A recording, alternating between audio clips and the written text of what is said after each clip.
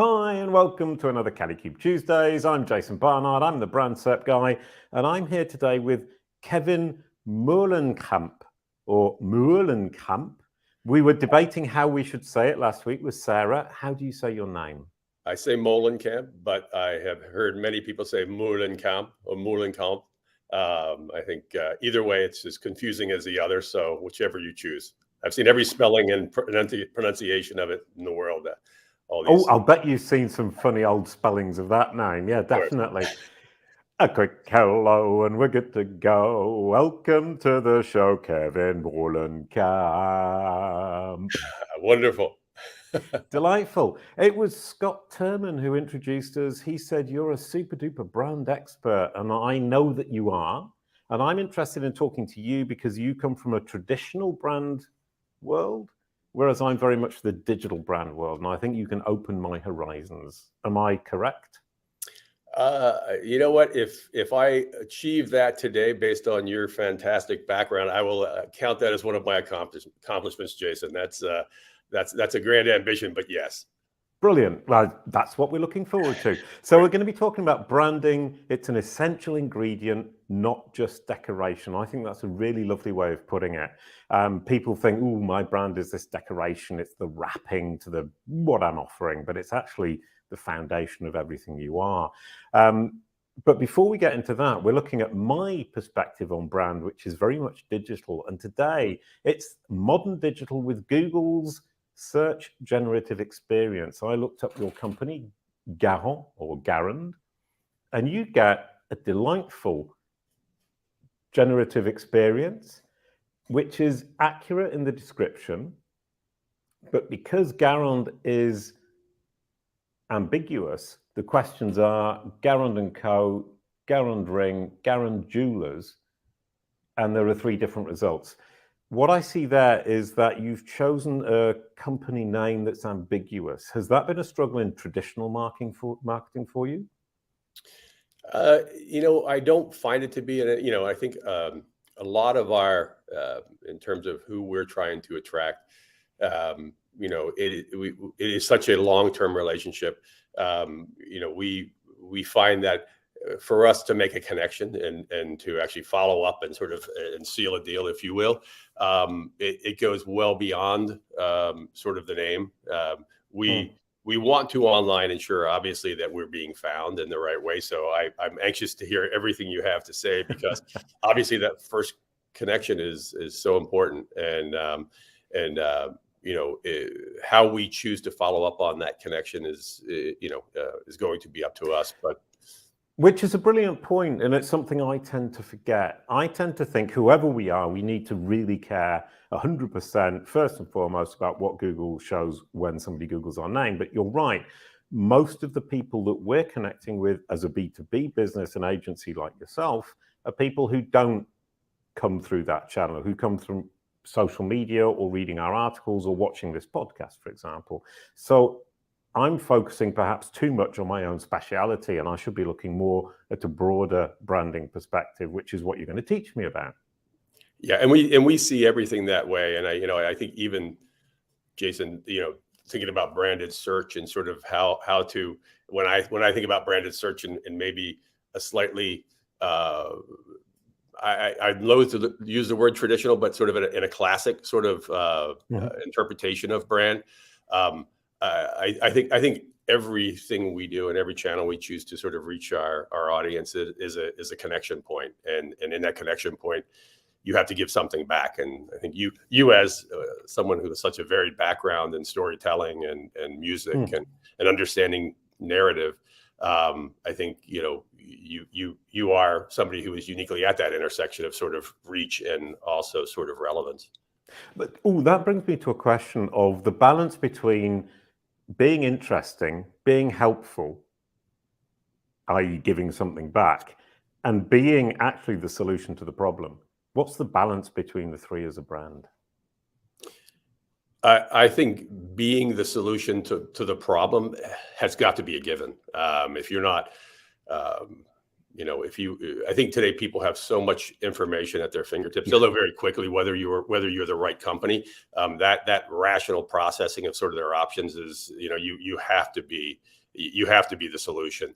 But on top of that, within the world of branding, you might be, as in a classic sense, you might not be the top ultimate, solution. But if you as a brand can portray yourself in a way that connects, in a way that others aren't, you can overcome that. And I think that's why brand is such a wonderful thing for challenger brands. I think, you could say, hey, there's other people out there who are bigger, who have better reputations. Why at all do smaller companies even exist then? And I think it's because people want to, they love dark horses and they want to make a connection and be part of something special, new and different. Right, which is a really good point, because that's the emotional connection with your brand as opposed to the pragmatic, is it the best solution? So if we assume the big company and the small company can provide very similar solutions, emotion comes into it. Is that what branding is? It's emotion? It's everything. And again, I think from my perspective, and I've seen it throughout my career, in such success doing it, that it's hard for me not to sort of look at everything through that filter. That, and I said it earlier, I think everything's a connection. I think, how, again, I look at your speciality and sort of how brilliant you are at sort of getting people to the right table, right? And say, okay, how do I brand myself in a way,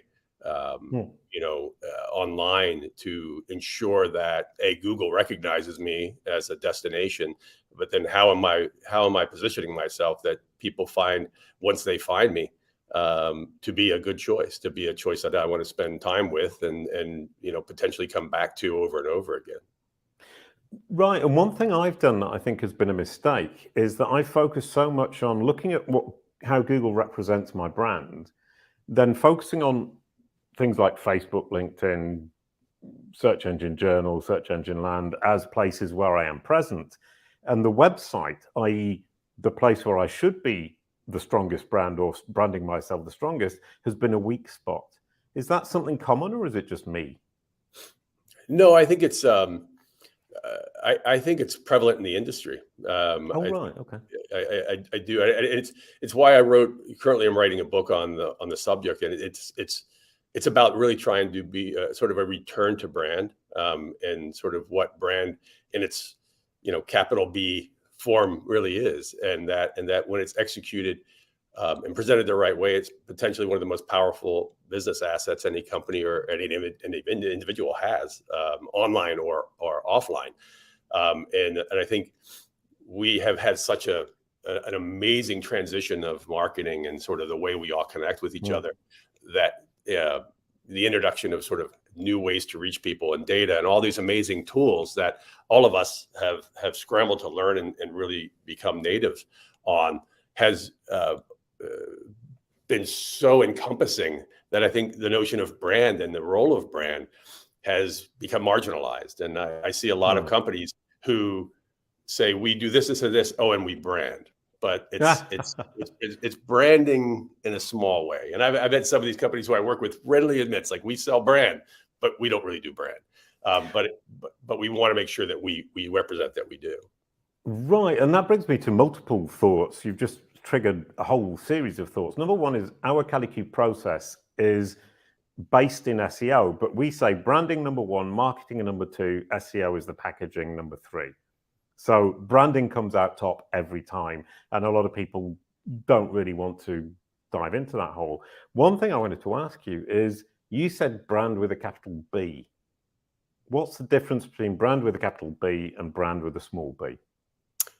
I think one's a destination and one's a signpost. And I'll elaborate on that a little bit. I love that. You could have just left it there and I would have gone, isn't he wise? But now you're going to elaborate and you're going to give us the secrets. I think brand with a capital B is when you get past those initial connections. Let's say you go to a bar and you meet somebody, right? And you like a dress. To me, that's brand with a small b. When you fall in love and you marry that person, that's brand with a capital B. And I think there are things, when you think about how you portray yourself online, and you think about your red shirt, is that red shirt insignificant, or is that a consistent aspect of Jason's brand? Yes, it is. But what does that say about Jason? Have you created an infrastructure behind that red shirt that says, like Coca-Cola? When I see red for Coca-Cola, I think polar bears. I think, have a Coke and a smile. I think all these things that were very carefully crafted as an emotional foundation for those brand cues that go to my heart. And I will to the day I die, I say the most compelling thing to me are the people, their stories, how I feel about them. Do I want to spend more time with them? To me, that is the brand with a capital B, and how that manifests itself in a lot of different ways are brand cues. Scott Terman said it great. He said, it's brand heuristics, which I'd never heard before, but I thought was brilliant, which is just these little reminders of what the big story is. Right. Yeah. Heuristics. That's 3 syllables. That's too long for me. I'll have to go and look it up in a moment. But what strikes me is this is brand with a small b. And the team behind Kalicube, who build the websites and communicate through websites, communicate through social media, build the landing pages and serve the clients, are brand with a capital B. Is that fair? I think that's fair. I mean, I think, when I see your how Jason, how you utilize brand, and I think your first audience certainly, as it comes to serve is, you're dealing with algorithms that actually are looking for those consistencies in brand, and those manifest themselves as images, bylines, things like that do point back to the brand, but where those they deliver your audience to your doorstep, as a solution. Now it's up to you on the brand with a capital B to be able to sort of build that emotional connection in the way you told your story and what that red means. Sorry, that's just made me think of one thing, is that in fact, all of the different things that we're placing out there are brand with a small b. And we're asking the algorithms to build from that brand with a capital B in their brains so that they can represent us the way we would want to be represented. Might not be true, and it might not be analyzable to the end, but I think that's hugely important, is we're putting out all these different small pieces of information that build up into an overall picture. And when the machines have understood brand with a capital B, that's when we won the algorithm game. 100%.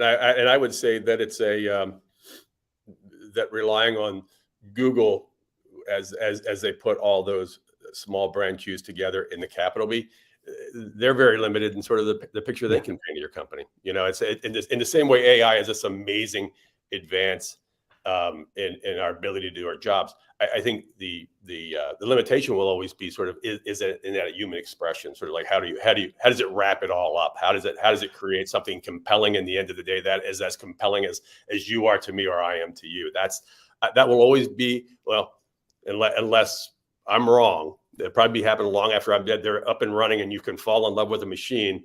I think those are going to be the limitations of all technology as it pertains to sort of defining a compelling brand. Which is a really interesting point, because I can train or educate the machine, or I can help it to build my brand as a capital B to present to its audience in the way that I feel is relevant to me and helpful to my audience. But at the end of the day, they're going to come to the website, and I have to have my team, my website, and our services represent my brand with a capital B, and that's never going to change.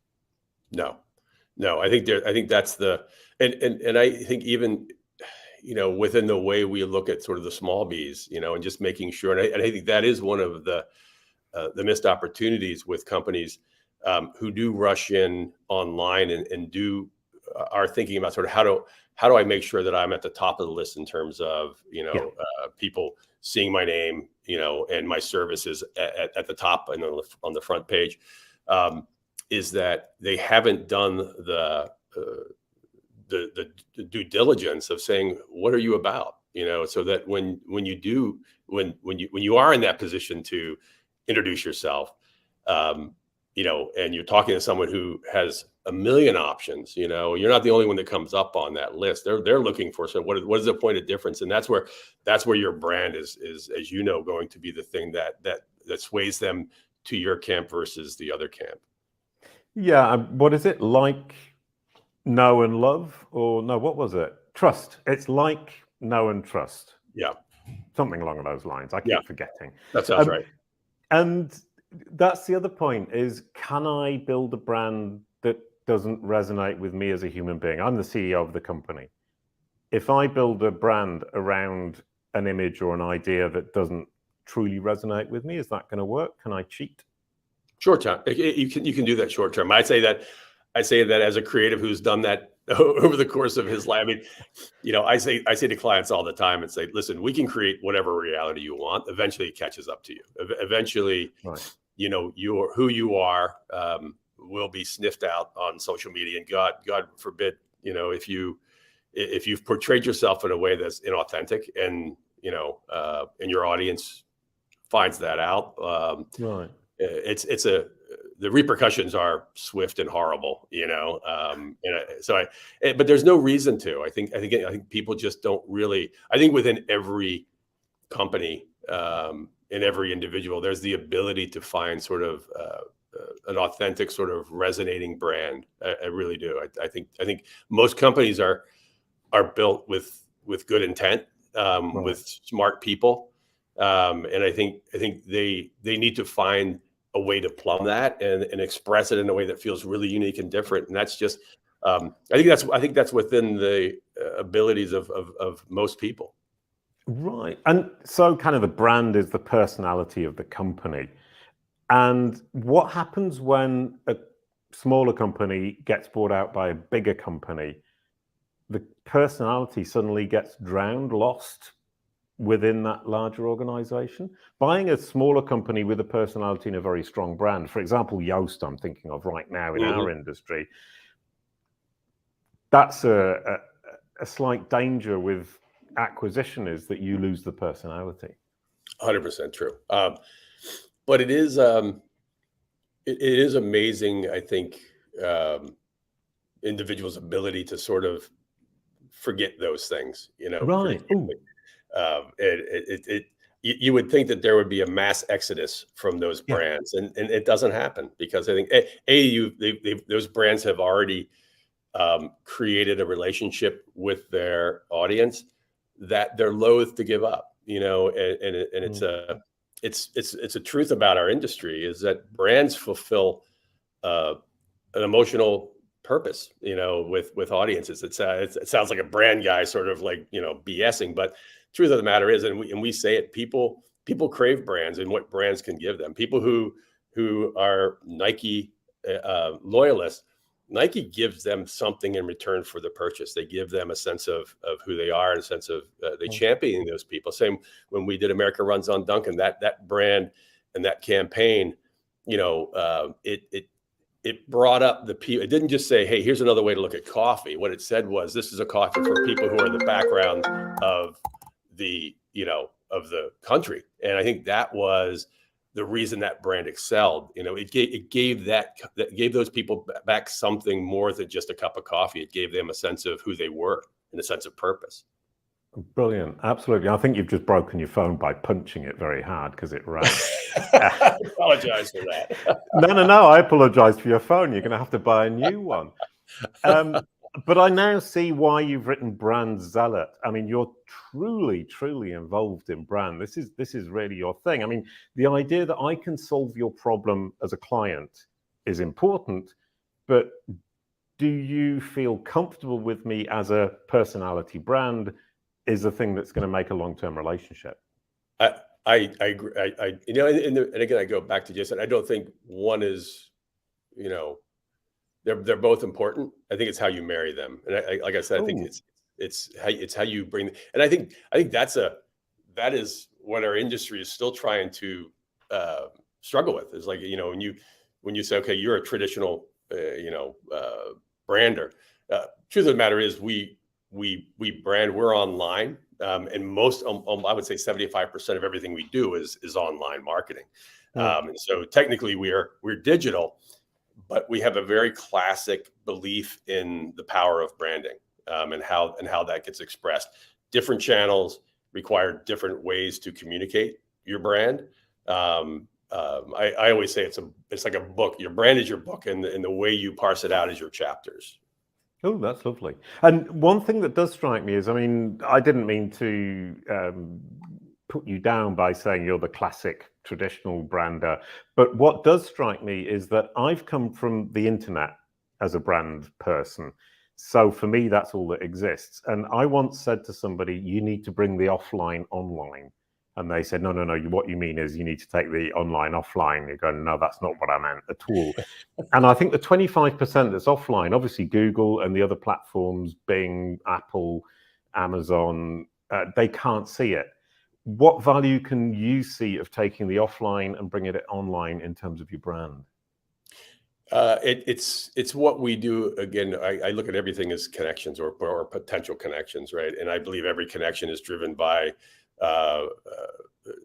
deeper things than just awareness. Right. And is a lot of emotional component to that. And I think the classic learning of thinking of brand, and when the channels were just broadcast and radio and newspaper, and you thought about branding that way, and the revelation that happened in the 60s when marketing went from, just long form copy in a newspaper to, the advent of Mad Men, and sort of how they started to really think about the customer as a thinking human being that you can be funny with, that you can, talk about your brand in a way that was emotional.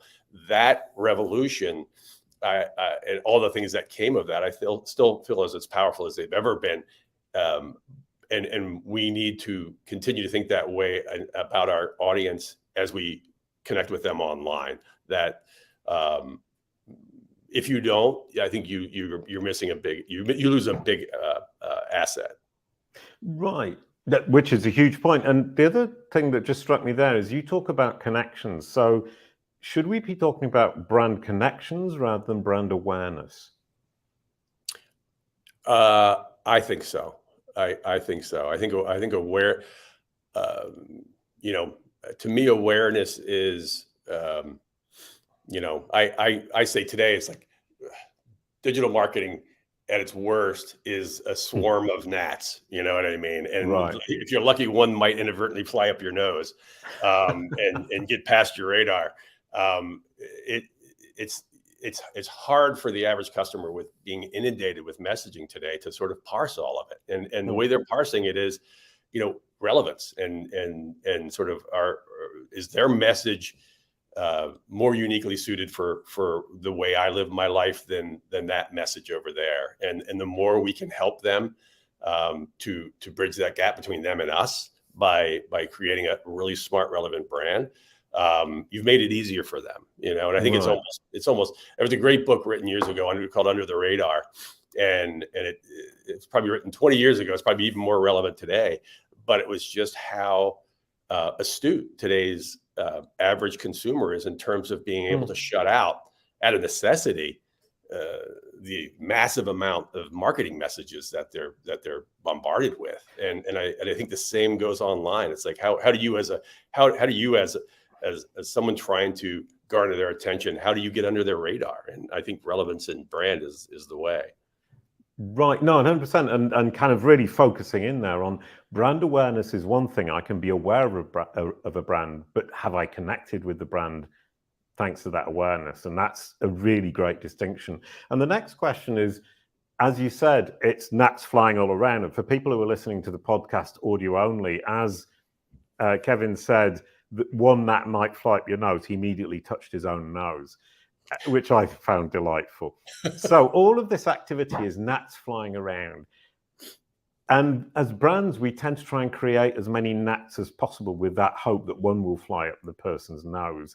How can we resist that temptation and create the right gnats that will all fly up the person's nose? I think the way you resist it is, I think everybody's trying to figure out how to solve that same. And I say to the audience, it's certainly, when I pose that, it's not to be derogatory at all.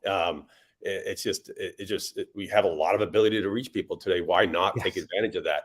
But I think they do themselves a huge disservice. So the way to avoid it is to say, do you want to be more relevant? Do you want to actually be the one that actually catches my attention as it swarms around my head? It's like, if you want to be that, then you should force yourself to really think about your brand in a way that is going to not make you just another one of those gnats. That's the best way to is I can tell you, I've seen brands and I've built brands, and I know the power of branding when it's done well. You can trust me or not trust me. Great brands cut through. Absolutely brilliant. And great brands also choose the right platforms. We did an experiment on TikTok, and it simply didn't work. So we were creating a gnat that was flying around somebody on TikTok, and it simply didn't go anywhere near their nose. And I think picking the right platforms and making sure that you're pushing out to the right people with the right message and making that awareness and turning it into connections is hugely important.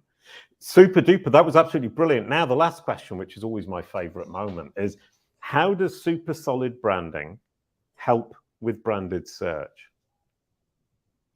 I think probably a lot, Jason, of what we just talked about. As I was thinking about, I was thinking about you in particular, and sort of how Google absolutely said, this is one of the authorities in branded search. And and I look at your work, and you are brilliant at sort of like, how do you get people to the doorstep? How do you get people to notice you first? And again, as you are building a knowledge panel, as you're building your online presence, always put it through that filter of, what does it say about me? And is what it's saying about me going to be compelling and more compelling than the next guy that is standing in line behind me that they're going to look at? And always thinking about the audience as you are putting any message out there or any piece of information about yourself or your company through that lens. Which is absolutely brilliant. Every time you put something out, you're communicating, you're connecting, and Google's watching those connections, and the branded search will always bring that together if you've communicated to relevant people in a helpful and valuable manner. That was absolutely brilliant, Kevin. That sounded a lot better than mine, by the way. I thought that yours was better. This is recorded, so I could just go copy that. Absolutely brilliant. That was one of the best conversations I've had in months on this show, and that's not to reduce any of the other conversations I've had, but because we were talking about brand, and you come from a different branding background, I found that hugely interesting, and I love the idea of awareness versus connection. But now we're going to present next week, which is Beatrice Gamba, who is a super duper semantic geek. She's wonderful, and she's going to be talking about smashing SEO strategies in the era of AI. I'm really looking forward to that because she's super smart, super lovely, and that is a topic I'm super interested in. Could you possibly pass the baton, Kevin? And she speaks 5 languages, which automatically gets a huge amount of respect from me. I'm passing the baton to Beatrice, and I tell you, I found what Beatrice has to offer to be very compelling. I just was at a conference at the beginning of this year, a lot of conversations around AI, obviously, and I'm just blown away by how quickly AI is becoming so integral to all these parts of our business. And there was a lot of vendors who I talked with who had already adopted and made AI the foundations of companies that have been in existence for years and transforming the industry. One great piece that I took from that conference was, none of us are going to lose our jobs to AI. We're going to lose our jobs to people who understand AI. And I think Beatrice is one of those people who, understands that. And it'll be really interesting when to hear what she has to say. That's absolutely brilliant. So much Seinfeld burst. Thank you so much, Kevin. I've lost my tongue. That was brilliant. Thank you, everyone, for watching. This was Branded Search and Beyond with Jason Barnard and Kevin Moehlenkamp. And I'll sing you the outro song. A quick goodbye to end the show. Thank you very much, Kevin. Love it. Thank you, Jason. Thank you very much for having me. Brilliant. That was delightful. Kalicube. It's all about your brand SERP.